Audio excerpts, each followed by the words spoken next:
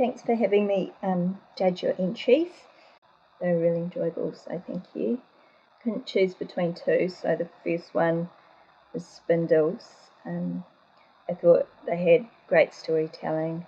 It's a really good message, and also good interplay between the vocals and guitaring, which was really good.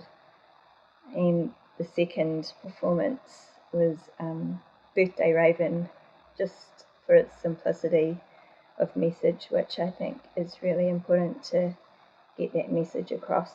Well, yeah, I felt like the videos were really engaging. I actually really enjoyed watching them. Also enjoyed having the lyrics on there. Like, I found that to be quite nice. I get a really good idea of what people are trying to say. Yeah. I think for me, the Spindles one were really it was quite a standout for me. I think one of the things that I find difficult about sort of like protest songs quite generally is that sometimes the message can feel really forced or like crammed into the song, and it can come across really clunky. And with the Spindles one, it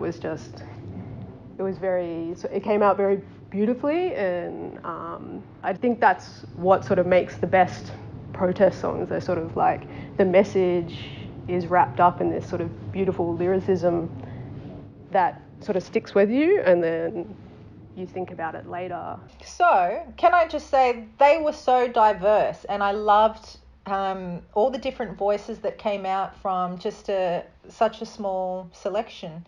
So that's one thing that really stood out to me, was how absolutely different they all were, and it was really refreshing. So one performance that stood out particularly for me would be Bridget Harilaou or Harilaou. There were just so many messages there. It was on point. It was a little bit, tongue-in-cheek, and it stood out as definitively political. I don't think anyone can listen to that song and say there was no message or it wasn't political. I was very impressed with the musical and lyrical diversity of the videos I watched today. From the very mournful songs to the punch-in-your-face punk performances, each artist, I think, communicated their ideas in highly imaginative and creative ways. Spindles' Day of Mourning stood out for me in the political commentary section, with the haunting and memorable lyrics about injustice against the Indigenous people of Australia. So they're a winner for me in this category.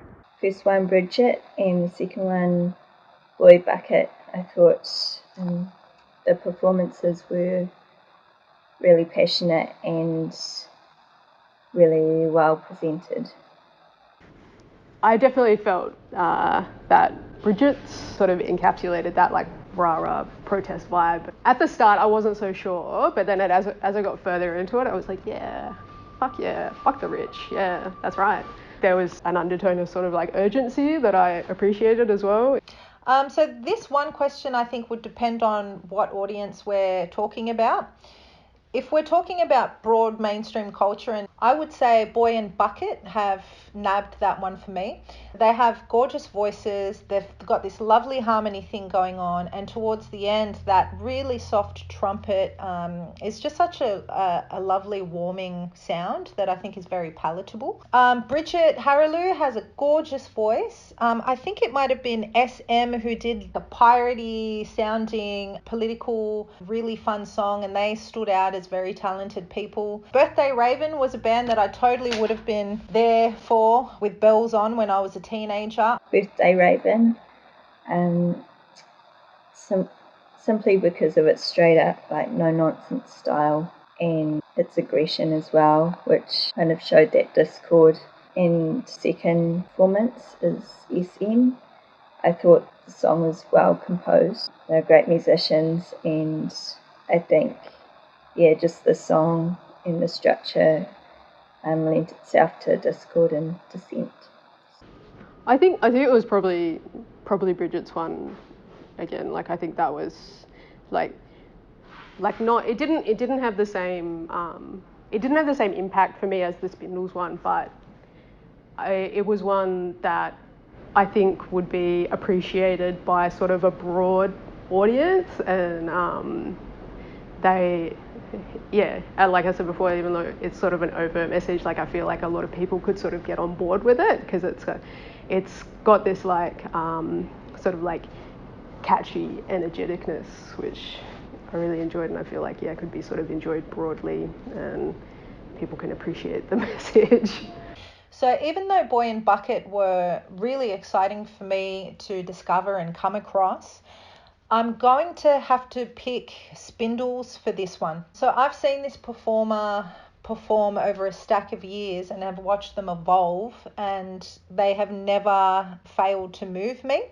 Even though this style of protest song isn't really the most palatable for the widest audience, I believe that this one had the most clear, salient message.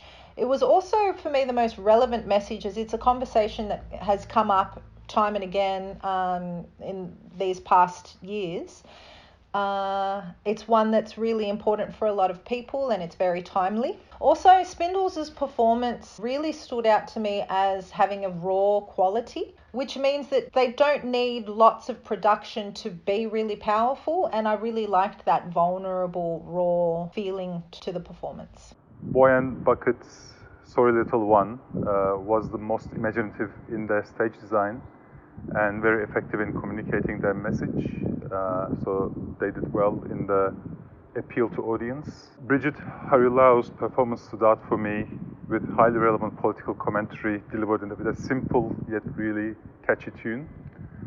So I think for me, they are the winner in the capturing the sound of Dischord and Dissent category. Thanks for watching, and that concludes our Dischord and Dissent project. We'd like to congratulate Spindles, who will be receiving a band merch package brought to us by The Print Room, which is a screen printing powerhouse that runs out of Monster Mouse Studios in Marrickville. Thanks everyone for tuning in. It's been a really fun project, and I hope to continue on. If you'd like to perform, please get in contact with me and we'll do this again.